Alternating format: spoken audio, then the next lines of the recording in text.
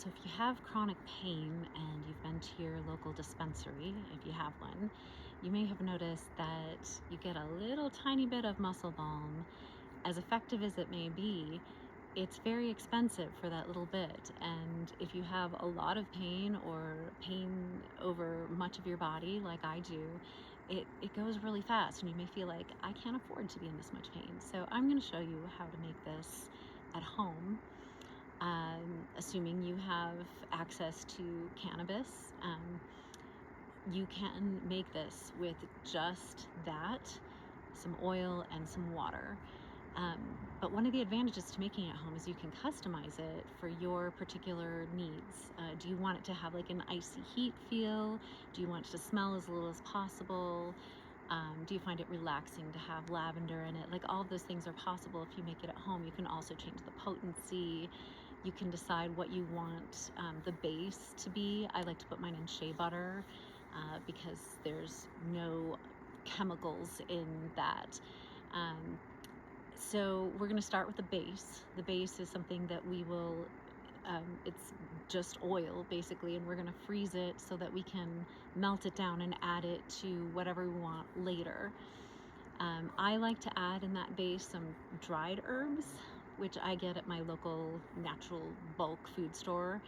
You'll figure out what your best source is. We also, here in Colorado, we can grow lavender, and I do use some of the lavender I grow at home. But those things include a cinnamon stick and some dried ginger. Those tend to be warming.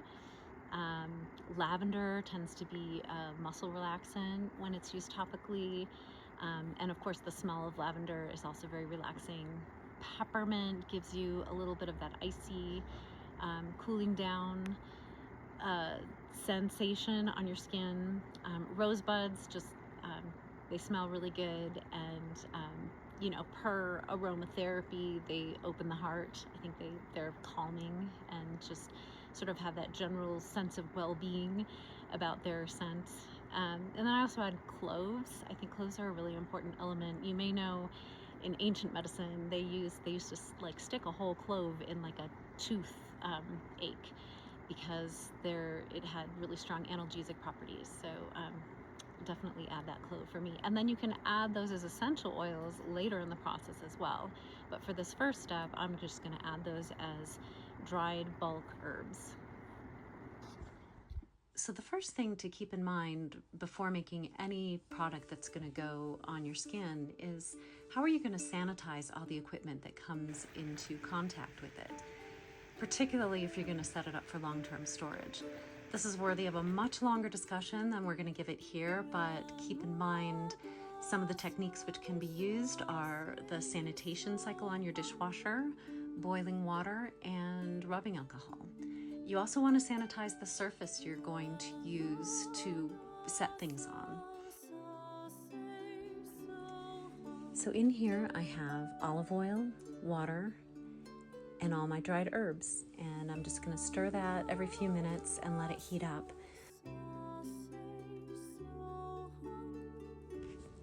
So once your mixture has simmered for 60 to 90 minutes and it has cooled enough to touch, you can move on to this next step, which involves filtering out all the bits that are in it. You want to have just nothing but liquid come out after this step. So I use a mesh bag that you would use for making like a plant milk.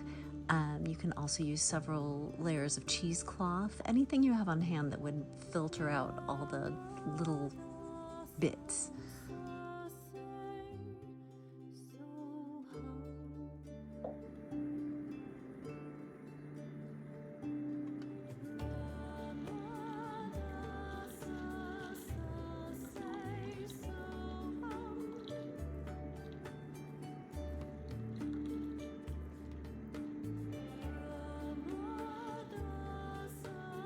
You can save those little bits for later to use as a compress. You can store it in the freezer as long as you like. So this next step is all about separating the oil from the water. And you can see I have more material than I need to fill just one container. So I'm actually going to try 3 different methods and containers for this next step and see which turns out to be the easier one. I do have high hopes for this tall container because ultimately there will be less surface area to divide between oil and water. 2 of the 3 containers are going to go in the freezer, and we're going to see how that looks in a few hours. The other container I'm going to play with today for the first time is a fat separator. It's a kitchen tool used to separate fat from other liquids. People use it if they're making stock from drippings. It has a stopper at the end, which is supposed to help with that separation. I'll see how it goes. This one is not going to go in the freezer just for the sake of experimentation. This is what the fat separator looked like after a few hours. You can see that the fat has risen to the top, which is great. I poured off the liquid and I'll discard that, and there's still a little fat left in the bottom. That I'm going to put into some ice cube trays, and we will see what these look like after they're frozen. Keep in mind, if you want to keep anything out for any length of time, that it should be covered so it stays sanitary. This is how the ice cube trays filled using the fat separator turned out. As you can see, there's still some liquid at the bottom, which is not what we want. I was ultimately able to separate them better with some scraping, but for the future, I'd say the other frozen methods work better for my purposes.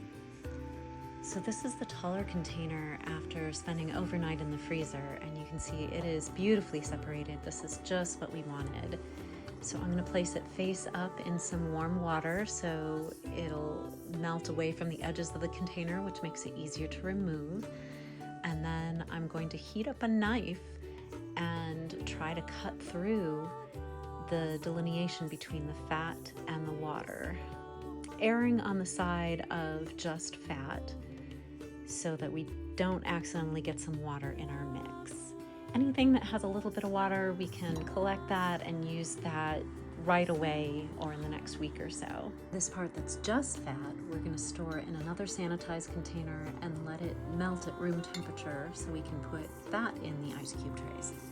So now you have your base. You can use it just like this on your skin, or you can mix it with other topicals.